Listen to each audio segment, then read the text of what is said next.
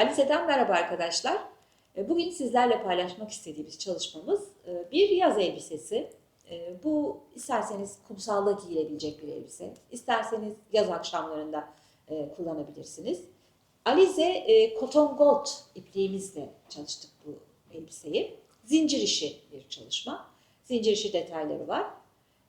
Ben zincir işi ile yapılan çalışmaları böyle çok ufuk açıcı çalışmalar olarak görüyorum. Yaratıcılığınızı daha böyle ortaya koyarak istediğiniz deseni kafeslerin üzerine uygulayabileceğiniz çalışmalar, zincir işi çalışmaları. Burada doğaçlama çalışıldığı gibi istenilen bir desen çizilerek de çok güzel çalışılabilir aslında. Evet, doğaçlama çalışabilirler ama ben doğaçlama yapamıyorum. Hani şimdi teknik bölümde göreceksiniz tığı nasıl kullanıyorum.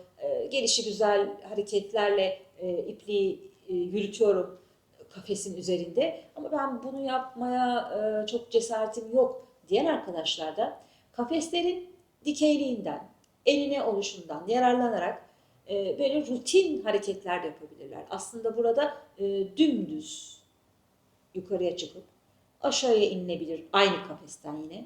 Kısalı uzunlu, kısalı uzunlu çizgilerle de yapılabilir bu çalışma.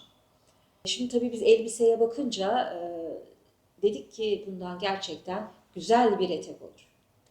Böyle kalçadan aşağıya oturan ama bu çalışmalar daha yere doğru, aşağıya doğru güzel bir etek çalışması olur. Aslında mini etek bile olabilir. Uzun bir etek olabilir. Bir de ben şunu söylemek istiyorum. Tabii zincir işi çalışmaları sadece kafes üzerine olmaz. Normalde düz örgü üzerine de çok fazla sayıda işleme yapan hanımlar var zincir işiyle. Evet, düz örgü üzerine de çok güzel oluyor. Şu da olabilir. Eteğin belli bir bölümü kalçaya kadar mesela üçlü trabzan, dörtlü trabzan örülür. Sonra kafes yapacağımız alt bölüm yani zincir işi üzerine çalışacağımız alt bölüm kafes çalışılır. O da olur. Hani kafes bize biraz daha ipliği alttan aldığımız için daha kolaylık ve rahatlık sağlıyor. Alize Cotton Gold ipliğiyle tığ işi çalışmaları gerçekten çok hızlı örülüyor, çok keyifli örülüyor. Zincir işi de aynı şekilde diyebilirim. Ürünlerin hafifliği aslında en çok Alize Cotton Gold'da ortaya çıkan özellik. Pamuksu dokuyu hissetmeleri, ürünün hafifliği aslında en çok kullanımda avantaj sağlayan noktaları Alize Cotton Gold'un. Bunlar bence. Evet tabii Alize Cotton Gold ipliğimizi biz hem sonbahar hem kış hem ilkbahar hem yaz projelerinde kullanıyoruz. Örgü tipini değiştiriyoruz. İşte yazın böyle daha delikli, daha büyük büyük kafeslerle örüyoruz. Kışın daha kapalı dokular çalışıyoruz. Burada tabii ele göre değişir bu çalışma. Mesela yumak sayısından bahsedelim biraz. Hani bu bir elbise ama çok gevşek örerseniz böyle büyük büyük kafesler yaparsanız mesela 3 yumakta bu elbiseyi örebilirsiniz zeminini. Üzerine de bir yumak. Ama elinizi sıkarsanız bu 4 yumak zeminde kullanılabilecek bir durum ortaya çıkarır. Çünkü ele göre yumak sayısı her zaman değişir arkadaşlar. Daha az sayıda yumakla bir proje yapmak isteyenler aynı işlemi, çeşidini, formunu bir kısa yelekte de uygulayabilirler. Çok çok da güzel olur. Kısa yelek olur. Aynı şekilde bunları yapmayabiliriz. Hemen burada zincir işi yaparken direkt buradan başlarsınız. Teknik bölümde göstereceğim. Hani ben zincirleri çekerek örgüye girdim ama siz yelekte mesela direkt buradan başlarsınız ve güzel bir yelek olur. Bu püskül görünümlü sarkan zincir işleri bende aslında şal detayını canlandırdı gözümde. Evet. Bir tane şal bundan yapmak isterim.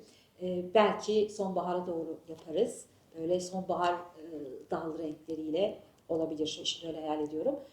Tabii dediğim gibi üzeri kafes olmayabilir. Farklı dokular çalışabiliriz, haroşa örgüler örebiliriz. Alize Angora Gold ipliğiyle çalışırız belki. Çünkü şal denince direkt aklıma gelen iplik o. Üst bölümleri farklı çalışırız, farklı bir dokuyla.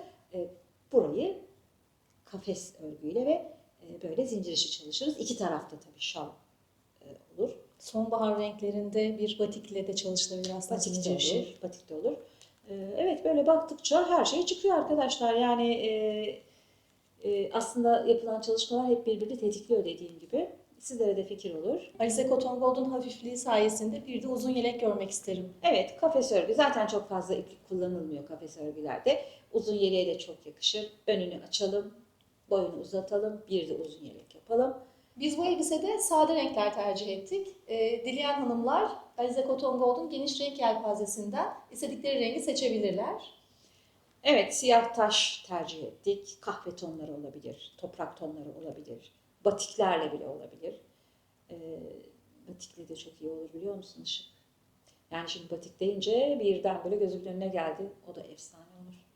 O zaman çalışmayı hemen teknik bölümde sizlere gösterelim. Gerçi zincir işi çok gösterdik ama dediğim gibi zincir işinde çalışmalar bitmiyor. O kadar çok insanın aklına yapılacak işler geliyor ki hani hiç bilmeyenler görürler. Bilen arkadaşlar da yine bunu nasıl yaptık onu izlerler.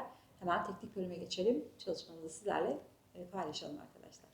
Alize Cotton Gold ipliğimizden 4 yumak açık renk, yine Alize Cotton Gold ipliğimizden 1 yumak koyu renk kullandık. Siz bunu istediğiniz renklerde yapabilirsiniz bu renklenme mantığı ile. Bu bir yaz elbisesi diyebiliriz, plaj elbisesi diyebiliriz. Alt bölümde zincir saçakları var. Kafes örgü, yanlarda yırtmaçları var. Şimdi ölçüleri vereceğim size. Burada kafes örgü örüyoruz. Sıra sayılarını söyleyeceğim. Yine siyah ile kafes örgü örüyoruz. Üzerine yine açık renk kafes örgü örüyoruz. Ve kol keserek kare bir yaka kesimi var. Şimdi sayılar üzerinden ilerlemek istiyorum. 55 santim eni var. Siz bunu kendi bedeninize göre zincir çekerek arttırabilirsiniz. 55 santimde 45 tane kafes kurduk. Şimdi bu da tabii ele göre değişir. Yani sizin kafesiniz küçük olur, 55 santimden daha geride kalabilir. Bu da çok önemli. Gevşek ve büyük tığ ile öreceğiz. Burada yani sayıya takılı kalmayın bence. Şimdi boy olarak da 70 santim şöyle kol evine kadar şöyle indiriyorum. Burası 70 santim kol evine kadar aşağıdan 70 santimde. 57 tane kafes var. 57 kafes dikeyde saydığımızda. Yine kol evi 20 santim. 20 santimde 14 kafes var dikeyde. Kol evi olarak da biz şöyle kestik. 1, 2, 3, 4, 5 tane kafes bıraktık. Sonra ipi buraya bağlayarak dikeyde yukarı doğru ördük. Göstereceğim gene bunu. Yani oyuntu falan yok. Dikeydeki kafes sayımızda 14 kafes. Yine 17 santim burada. Sayarsak ama 1, 2, 3, 4, 5, 6, 7, 8, 9, 10, 11, 12, 13, 14, 15 kafes var.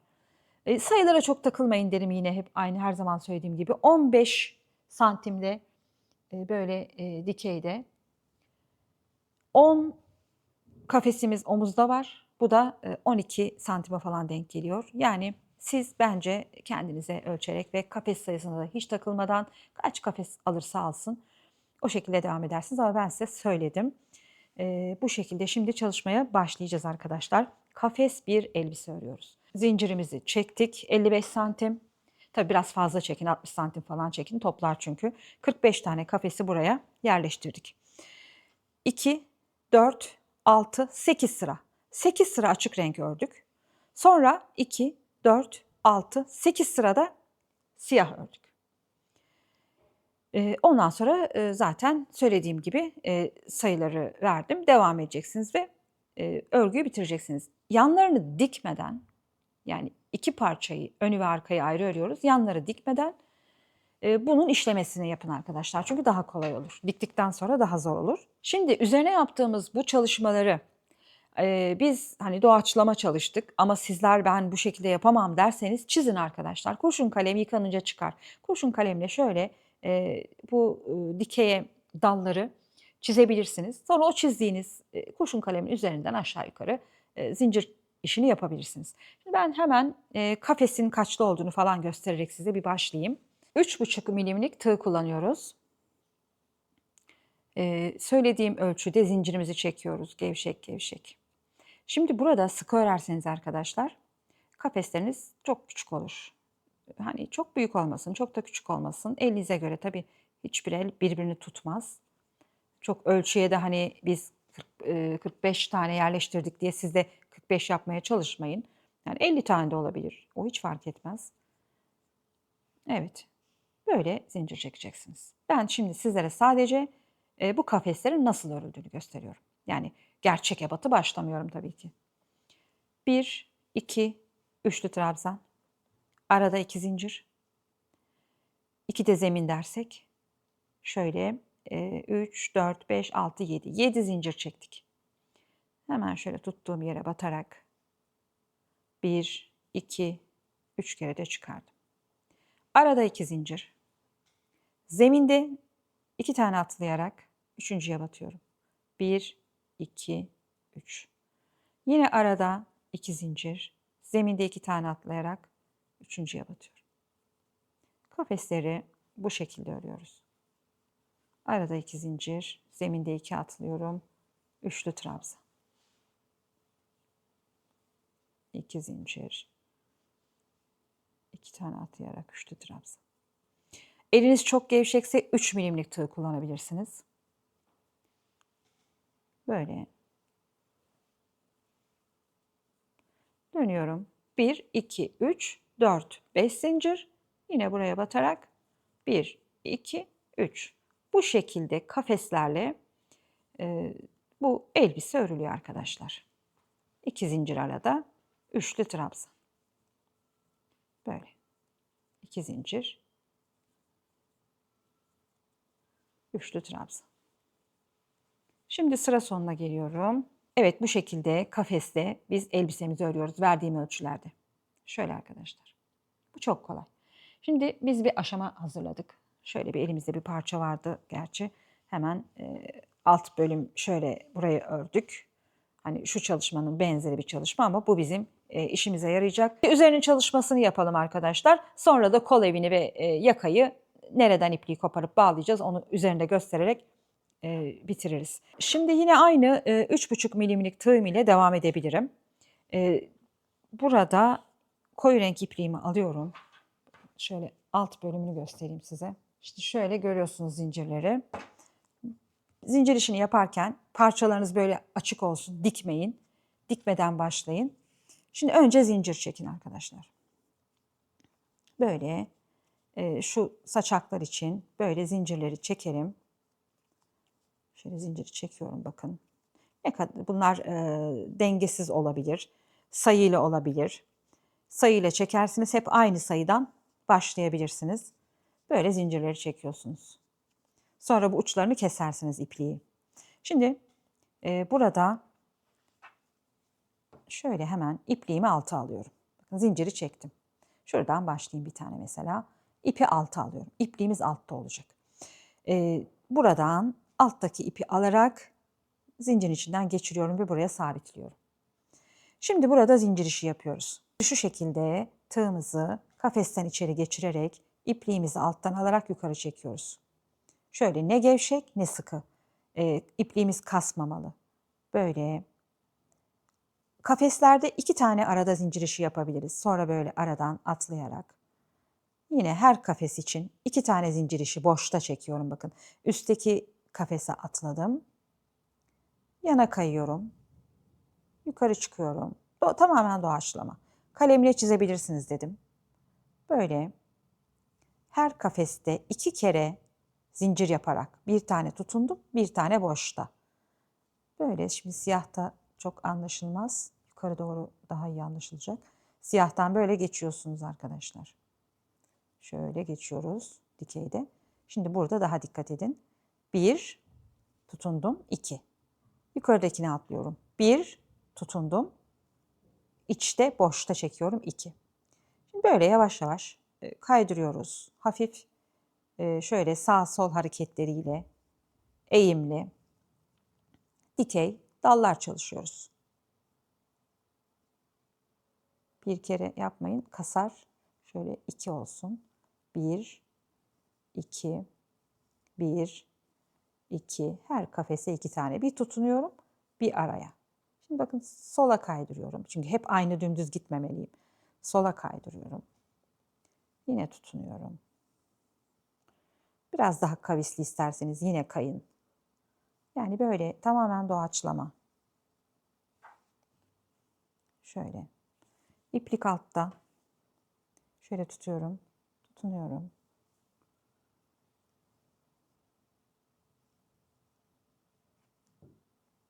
Böyle. Yana kayın. Yukarı. Bakın bu şekilde. Hep böyle. Başka hiçbir şey yok. Gayet kolay. Böyle gevşek gevşek. Gevşek gevşek.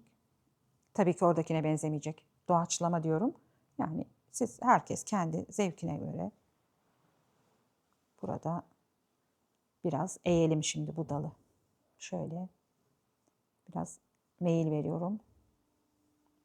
Kayarak. Yani böyle. Şimdi bu bitti. Alıyorum. Kesiyorum. Bunu çekiyoruz ipliği. Arkadan ipi çekerek sabitliyorsunuz. Kesiyorsunuz. Şimdi her dikey çalışma için yeni zincir takıyorsunuz. Böyle birbirinin üzerine gelebilir. Üzerinden geçebilir. Ama mantık bu. Zincir işi. Enine. Şimdi orada enine de alt bölümde enine çalışmalar da var. Aynı şekilde yine enine ipimi şöyle kıvırıp şuraya tutunup bağlıyorum. Burada da yine aynı zincir iş mantığı ile sağa kayıyorum. Düz gidiyorum. Böyle çok rahat. İlmeğimi uzatıyorum hep. Çünkü ilmeğimi kasarsam sıkı olur, büzer. Böyle. Mantık bu arkadaşlar. Siz artık sabit desenler de yapabilirsiniz. Hani böyle doğaçlama değil, zikzaklar falan, yuvarlaklar. Her şey olur. Böyle kayıyorum. Bu. Tabii dikeye de gidecek. Dikeyin üstüne bunlar gelecek ve aynı görünüm ortaya çıkacak. Şimdi bu işlem bu kadar. Yani zincir işi olayı bu. Gelelim şuraya. Şimdi kol evi için 5 tane kafes sayıyoruz. Bu 40 beden için. Daha büyük bedenler 6, 7, 8 bile olabilir bu. Daha geniş olabilir. Oyuntu ölçersiniz. İpi buraya bağlıyoruz. Bağladıktan sonra normal kafeslerimizi bir sıra örüyoruz.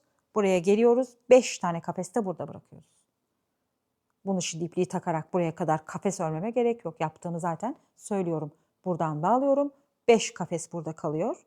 5 kafes de içe sayarak bağladım. Bir sıra ördüm. Sonra buradayız.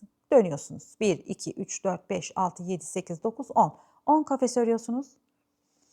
Ve burayı artık örmüyorsunuz. Bırakıyorsunuz bu tarafa.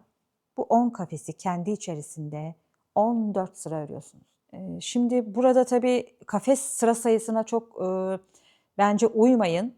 Siz 20 santim kol evini bulana kadar burayı uzatın arkadaşlar. Burayı biraz daha yukarıdan da yapabilirsiniz.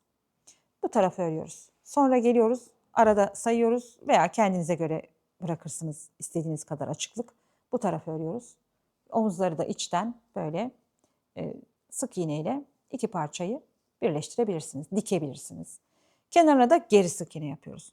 Geri sık iğneyi de hemen şurada göstereyim ve bitirelim. İpimizi bağlıyoruz geri sık iğne için.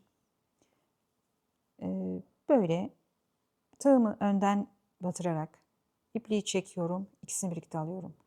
Şöyle batırıyorum, ipliği alıyorum, ikisini birlikte alıyorum. Uzun uzun ipimi uzatıyorum.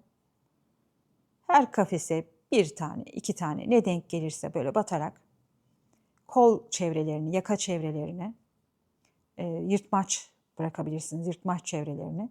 Böyle geri sık iğne ile bütün çalışmanın etrafını dönüyoruz. Evet, benim anlatmak istediklerim bu kadar. Kolay bir çalışma. Kolay gelsin arkadaşlar.